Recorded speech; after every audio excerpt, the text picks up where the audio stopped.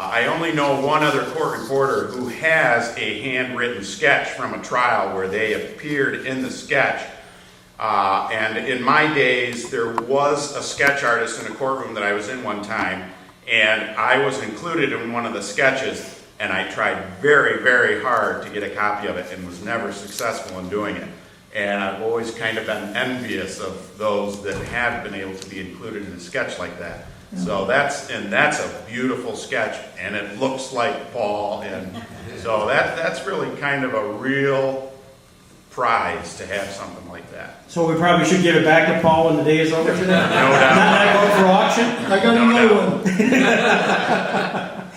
Well, Tom, since you're continuing to talk, why don't you introduce Paul Keating? What did you know about him? I didn't know anything about him until I got here. And then I sat in with him with some criminal trials, and he had some lawyers with false teeth that I couldn't hear or understand. All those who I'm talking about, the teeth were clicking. I said, "How do you get that?" He said, "Oh, I'm used to it." And I was godfather for his son. You were? Strike it. But we worked together for a long time, and if I got in a big civil case or a malpractice case with a lot of medical in it and couldn't spell something, I would walk over from the Jurassic building over to his office. "Hey, Paul, how do you spell this?" You know.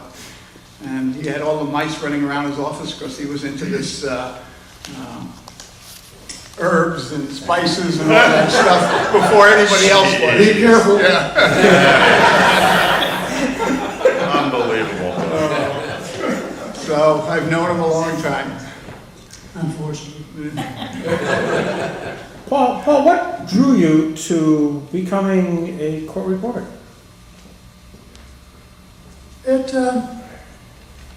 We knew them. My uncle had a tavern over in Lexington, in Ashland, the upscale place, The Place. And one of them used to come in there, and because he was my uncle, I got special treatment. And that kind of looked pretty good to me then. I knew them generally that way. From this one fellow, Harry Burke was a well-known reporter at the time, and that aroused my curiosity. And in high school, I loved shorthand. And I happened to see in New York one day at a convention the world champion, Martin Duperl from White Plains, and when he was 18 years old, he wrote 280 words a minute, but he was a freak. I wasn't, I hope. So, and I never, even though I took the stenotype, I felt that it was too commercial. And these fellows that were in New York, some of them, by that time the stenotype had come into vogue because there was too much money in big trials with that kind of thing. But I stayed with some of these guys that stayed with shorthand. And although I could write the machine, I'm not comfortable with it though. So. Well, great segue, super segue. Your buddy Jerry provided to me to give to you now a book, Court Reporter's Notebook, June 11th, 1962. Do the math. I was 9 months old. While I was 9 months old, I was suckling at the breast and crying my pants whenever I felt like it. And you were sitting in court writing that down. And had been for how many years by that time? That's it. So on the cover it says June 11th, 1962, and then Dunkirk, June 13th, Fancher, Children's Court, Palmer, June 15th, Jamestown, Phillips, Children's Court, June 18th, Mayville. And if it's found, please return to Paul Keating at the 506 Wellman Building, Jamestown, New York. I must tell you, Jerry found it about 20 years ago and is just trying to find the office building at 506 Wellman. But he asked me if you would be so kind as to see if you could actually read this to us, because I can't. Oh boy. Give us a sense. Just pick a page and see if you can read something from that, Paul. If that's family court, it's all While he's- confidential.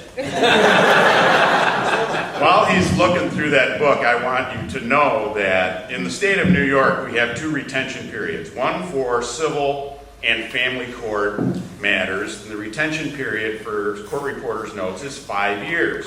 The retention period for all criminal court notes in New York State is 50 years. Now, I'm in charge of all the notes in Chautauqua County now, Tom's, Paul's, and all the other court reporters in Chautauqua County that have been through our courthouse. And I have been destroying Paul's notes now at the rate of about 2 boxes a year for about the last 4 years. And every year, 2 more of Paul's boxes of notes come up as eligible for destruction, 50 years old and older. And I think that's pretty amazing. That's pretty tough. And if it ever needed to be done, and that's why we're letting Paul go through this little exercise, we as court reporters need to be able to take those notes that happened however long ago and still create a transcript with them if we can. And of course, that's the purpose for the retention periods. So we just wanted to see whether I should just go ahead and destroy the rest of the notes. All right, Paul, did you get anything that you can Yeah, decide? this is, I'm leery about this because of one reason. To show cause order in the matter of adoption of Michael Mitchell Muldowney, Jr., a minor over the age of 18 years by Jack Fair and Eleanor Mabel Fair, husband and wife, appearances, Ori Ottaway for the petitioner. Hey, Tony, where's Span? Was there an Ori Ottaway around? He's here. Yeah. Huh? Was there? Ori Ottaway? Yeah, or it'd be Ottaway's son. Oh, see, I didn't know it was, oh, yeah.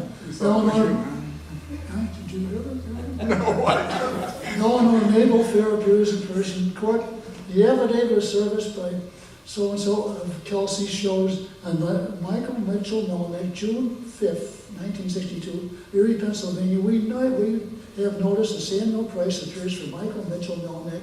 He requests an adjournment continuously for an adjournment for 11 o'clock in Dunkirk on June 13th. That's a request for an adjournment. Very nicely done. That's, wait till the Hungarian psychiatrists come around. I'm going to get sick to my stomach. Paul, you were involved in a variety of interesting cases, and one of them resulted in a letter which I'll read. April 23rd, 1996, dear Paul. I owe so many letters to friends and family that it is disgusting. So I am resorting to this cowardly, duplicated letter just to catch up.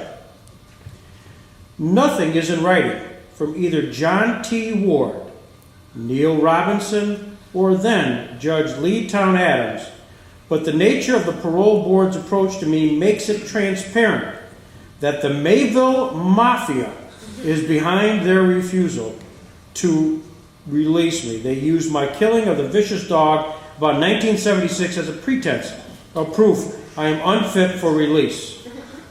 Goes on to say, I tend to believe that anyone who has done the dirt that the Mayville Mafia, my term for the Ward Adams-Robinson combo, have done to me would expect that I would come out of prison with thoughts of retaliation by homicide. That is not all the case, but they seem to be making their judgments on the basis of the way a normal man or a normal baboon, such as themselves, would react to 15 years of unjust imprisonment. It is, after all, a terrible crime against me, and they knowingly did it as a gross perversion of justice. Signed, Kelvin K. of Oaknoe. You heard of him? Calvin of Oaknoe. Tell me about Kelvin of Oaknoe. Do I have to? I used to get that kind of letter probably every couple months because I was on his preferred list. And when there was another list and they were all on it.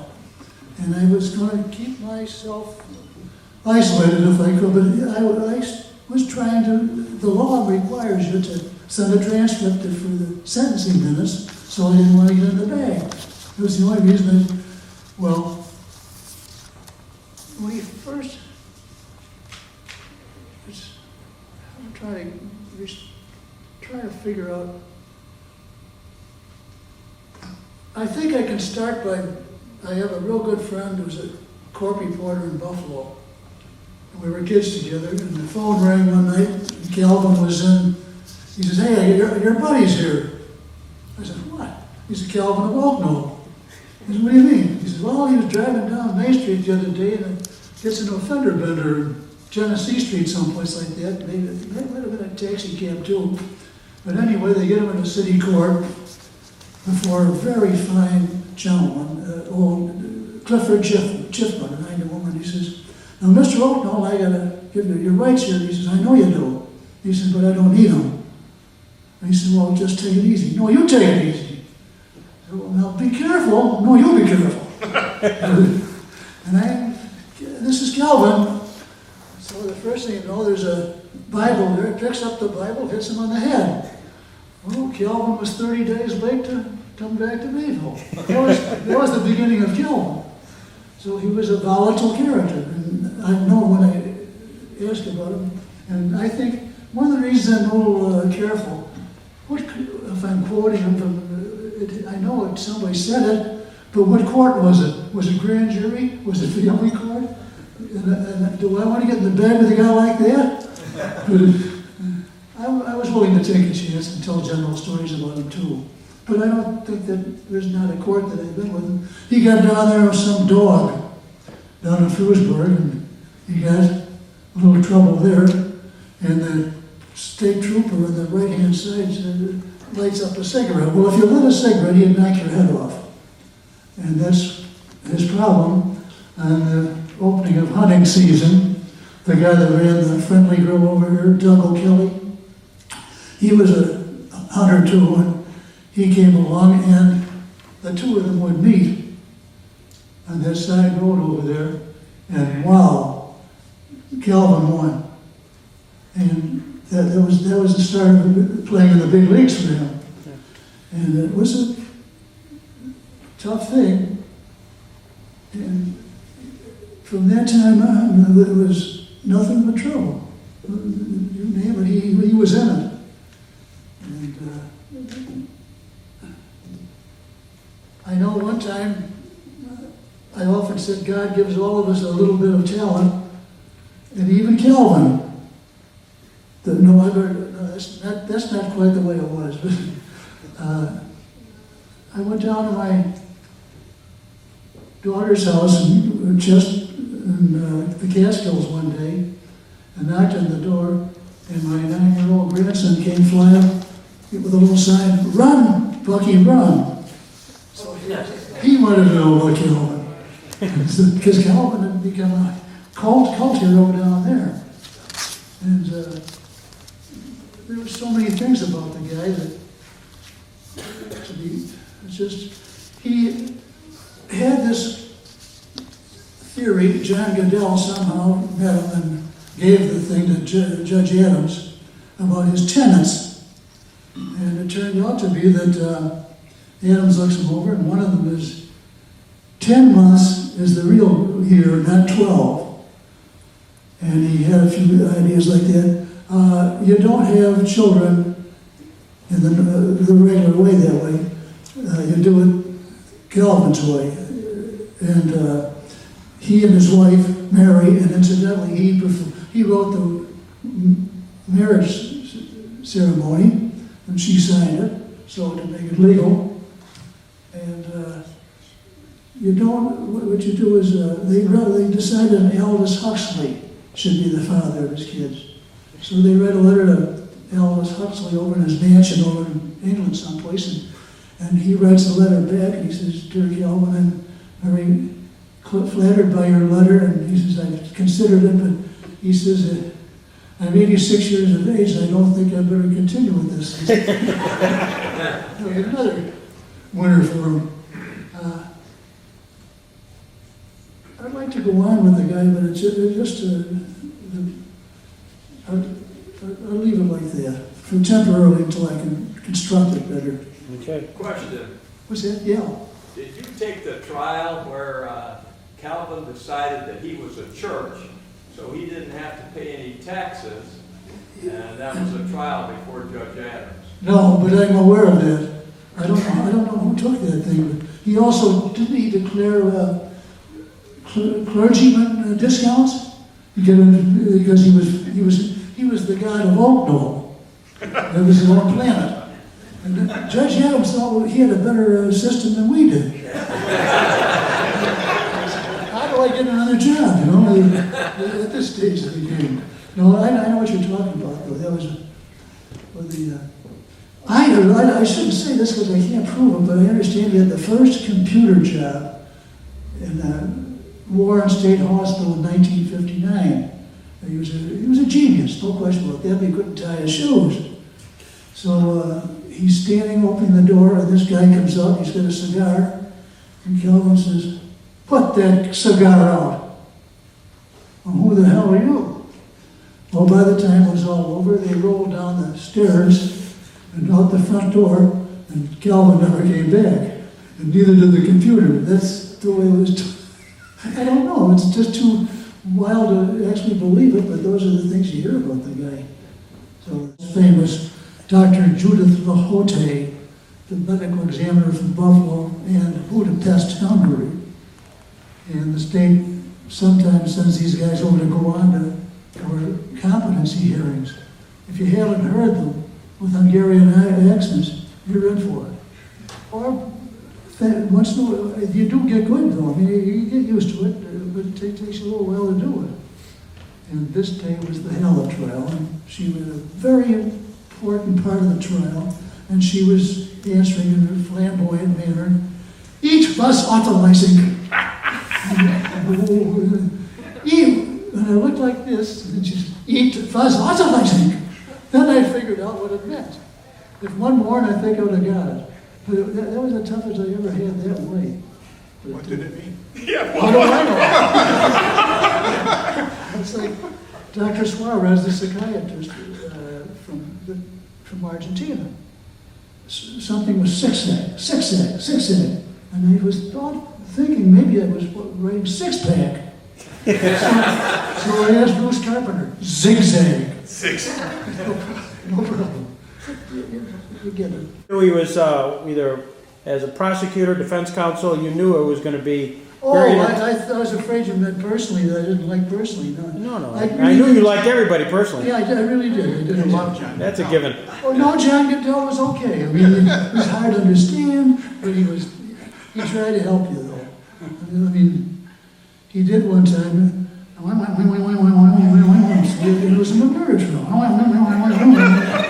So it's Mr. Goodell. And this is before a jury, and Judge O'Connor was the presiding. It's Mr. Goodell. "Yes, Paul, what is it?" I said, "You turned your back to me, I can't hear you." He says, "Oh, Paul, I can't stand in one spot all day." So I looked around at Judge O'Connor. "Fight your own fight." Oh, It was the Marmar. We were having a beer after a murder case, I think, and he purchased a lottery ticket and won $100.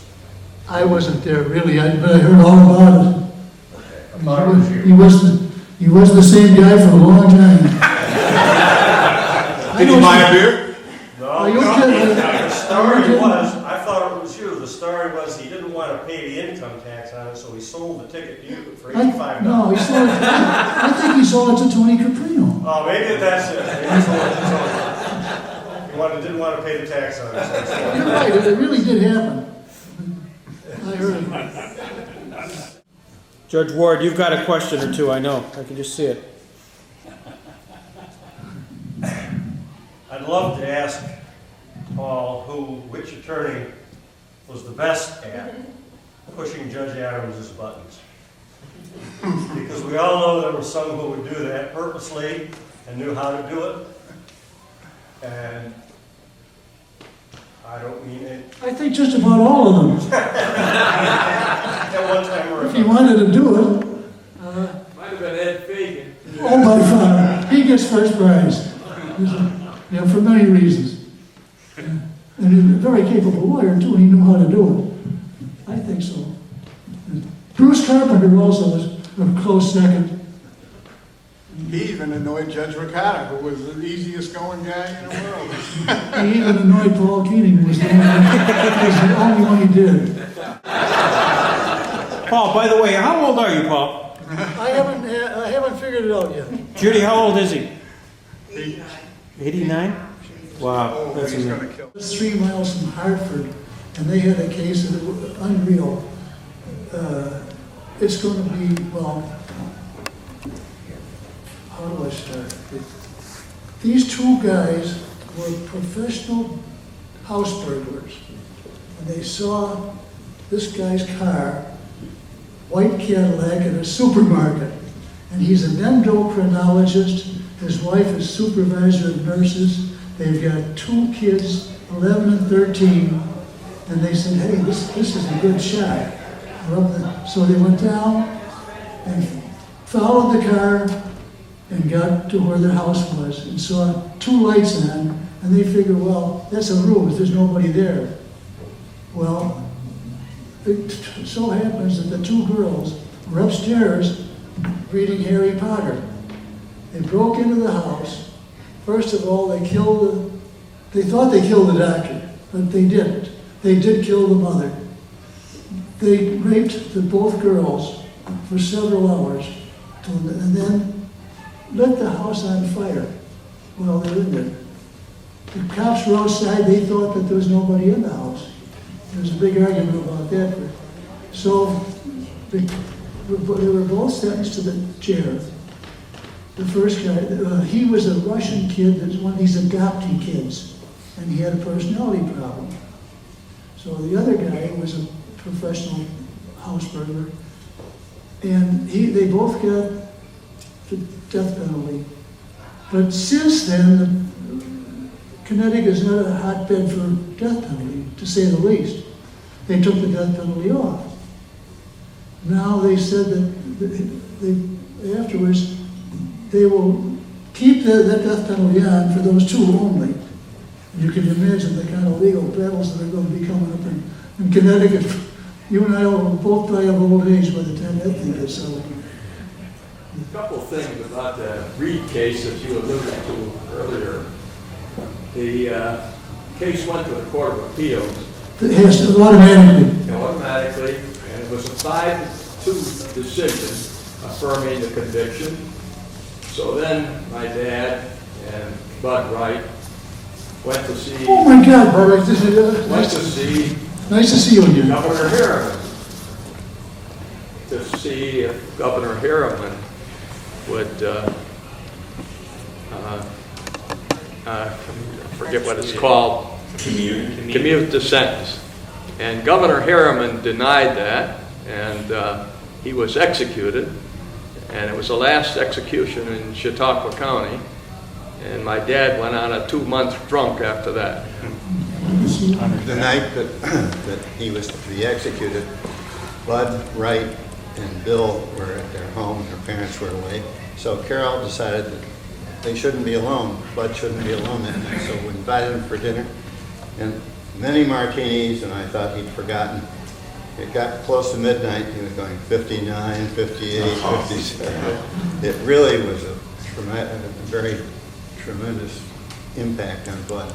I would have no problem like that as far as being upset about that, with that kind of condition.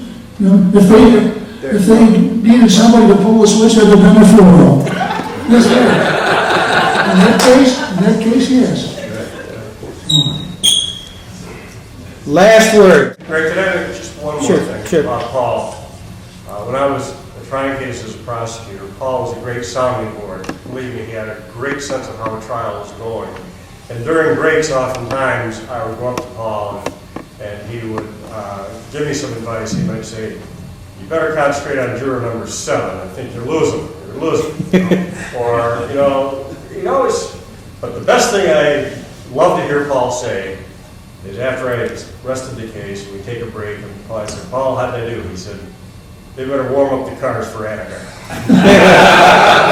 Yes, up the sheriff's car. Sheriff's car for Annika. And they did. Court reporters, a jury of 1. Ladies and gentlemen, Paul Keating, Tom Muldowney, Chair Linnecke.